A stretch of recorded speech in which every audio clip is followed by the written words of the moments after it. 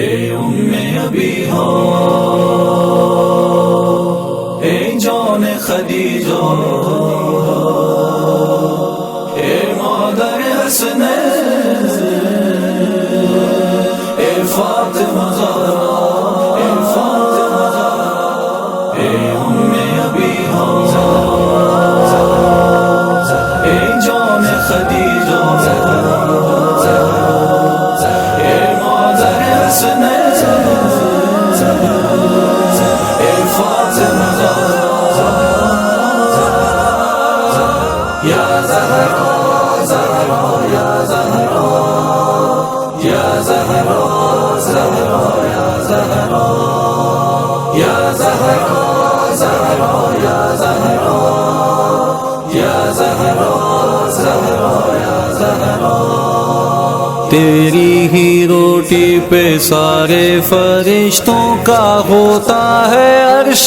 بری پر گزارا، تیرے ہی بچوں کا چاند کھلونا ہے، تیری ہی چوکھٹ پہ اترا ستارہ، تیرے ہی در پر نبی نے سلامی دی، تیرے ہی آنگن میں قرآن آیا،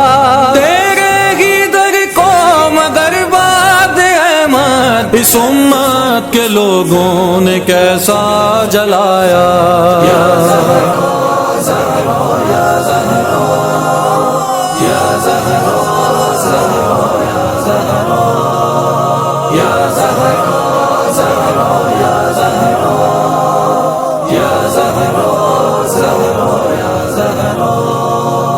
تعظیم کو جس کی سرکار اٹھے، کوئی ایسا عالم میں آیا نہیں ہے، مریم و حوا و آسیہ سارا میں رتبہ کسی نے پایا نہیں ہے، گنبد خضرا کے سائے تلے گونجتی ہے آواز پیغمبر،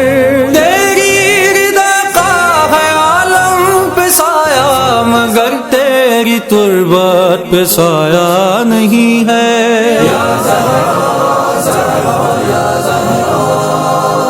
یا زہرا زہرا یا زہرا، یا فاطمہ، یا زہرا زہرا یا زہرا، یا زہرا زہرا یا زہرا۔ مریم از یک نسبت عیسی عزیز، از سه نسبت حضرت زهرا عزیز،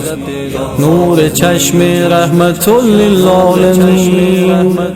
آن امام اولین و آخرین، آن که جان در پیکر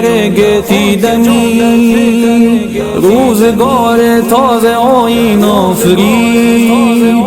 بانو آن تاجدار حلتا،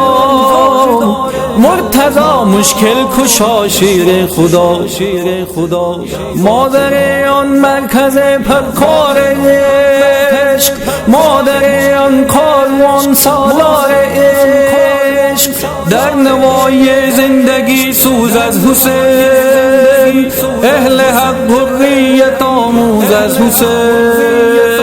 نوری و اماتشی فرمان برش، که رضایش در رضای شوهرش، رشته آیین حق زنجیر پاست، پاس فرمان جناب مصطفیٰ، ورنگرد غربتش گردیدمی،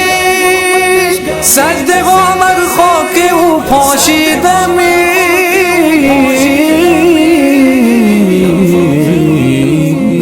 یا فاطمہ، یا فاطمہ، یا فاطمہ۔